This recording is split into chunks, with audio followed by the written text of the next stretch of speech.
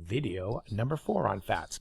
So that really does cover most of the triglyceride story, right? You're looking for your solid versus your liquid, omega-3 versus omega-6, and we really do live in an omega-6 world. There are other types of fats we eat, which I alluded to. One is called phospholipids.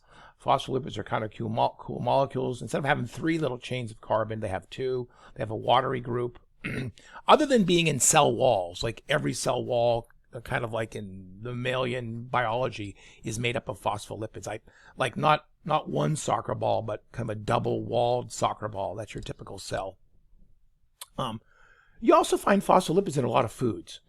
Salad dressings have a lot of phospholipids. If you're making a dressing that has oil and vinegar, and you know that oil floats, if you add phospholipid, let's say from soybeans, you can keep the mixture mixed. And the watery part will hold on to the vinegar, and the fatty part will hold on to the oil, so you can make a ranch dressing, a French dressing, mayonnaise, a filling for like a cake or a pastry. Those often have phospholipids. They're added. The term they use is an emulsifier. It's a scientific term, but they're used to keep the mixture of fatty things and watery things mixed.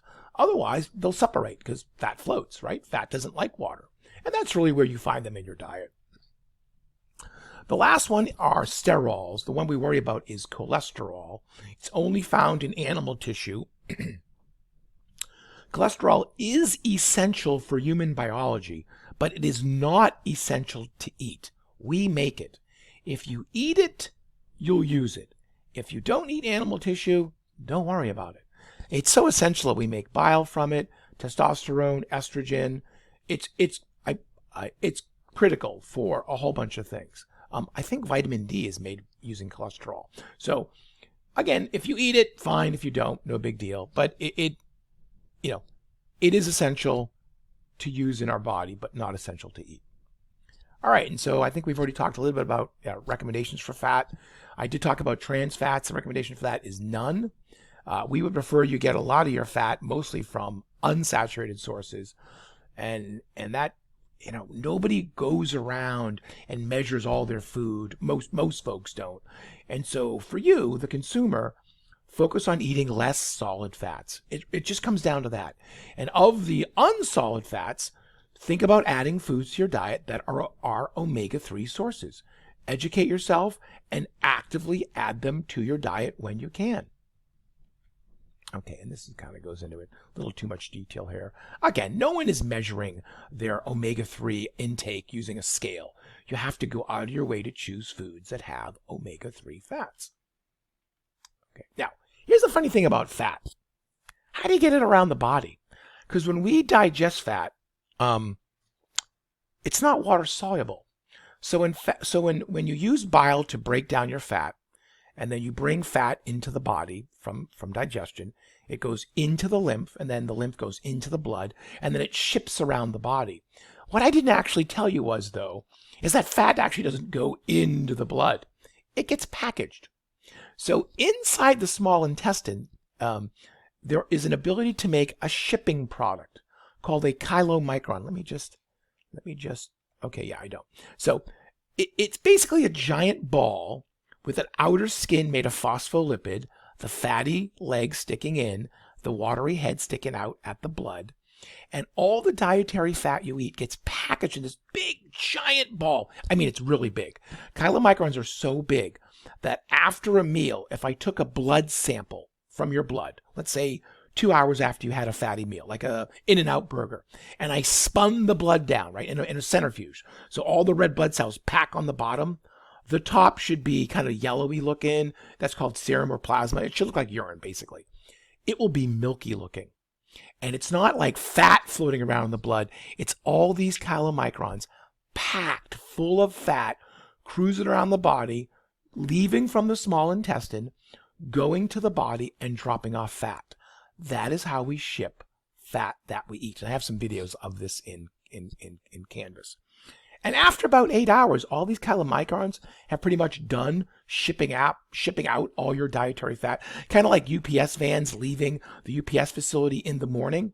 And in the afternoon, they all go back to the facility. But in this case, the chylomicrons, which are now empty, they're called a remnant, they don't go to the small intestine. they get taken to the liver and they just get disassembled.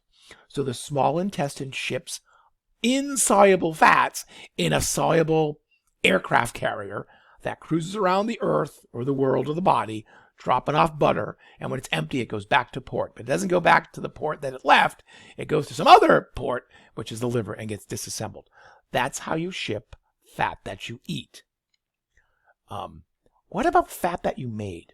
So fat that you make, like in the liver, is also put in a particle. That particle is called a VLDL. It's not as big as the chylomicron. Chylomicrons are really big, but it's pretty big.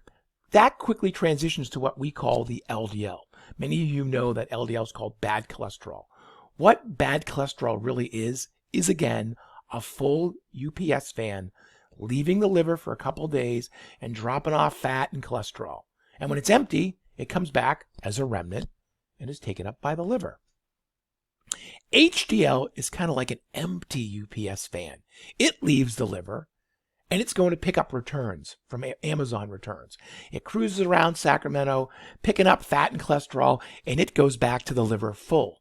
So the way you ship fat that you make in the liver is you use this trafficking process of full vans, LDLs going out, and empty vans, HDL coming back.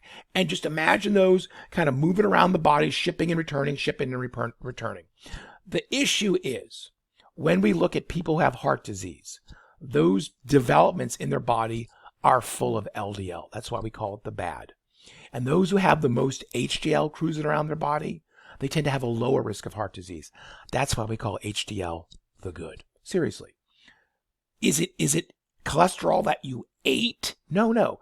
These are just called, for whatever reason, we call them the low density lipoprotein, the high density lipoprotein, the bad cholesterol, the good cholesterol.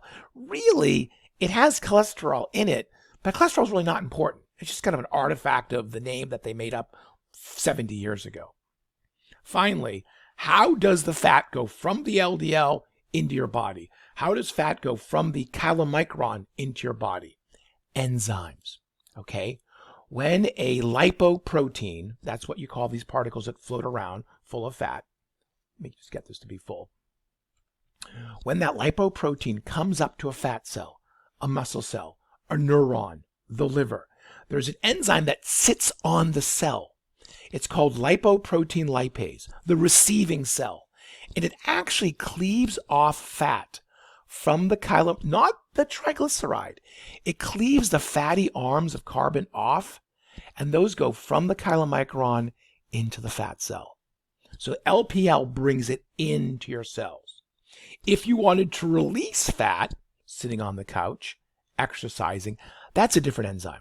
That's called HSL, hormone sensitive lipase. And it basically takes the triglycerides that are now in your body, cleaves off fatty acids, and releases those into the bloodstream. And those little fatty chains, they're not really water soluble, but they can kind of attach to a protein and they can surf their way to your muscles. Seriously, they can pretty much surf your way from your liver or from your body fat to your muscles, and the muscles suck them up like spaghetti and use them for fuel. LPL is kind of on automatic. HDL is kind of interesting. By definition, it's always on. You should be releasing fat into the bloodstream for fuel, unless you turn it off. Hormone sensitive lipase. Following meals, when you raise your blood sugar, insulin turns off this enzyme. You are unable to release body fat for fuel. If you eat a bowl of ice cream before you go to bed, you will raise your blood sugar, you will raise your insulin, and you will be unable to use this enzyme. Think about it. You can't burn fat while you're sleeping if you don't release fat. Now, it is sensitive. It's sensitive to insulin. It's sensitive to epinephrine. Remember, epinephrine is the hormone during sports and injury that raises your blood sugar so you can burn it a lot better. It also tells HCl, release more fat.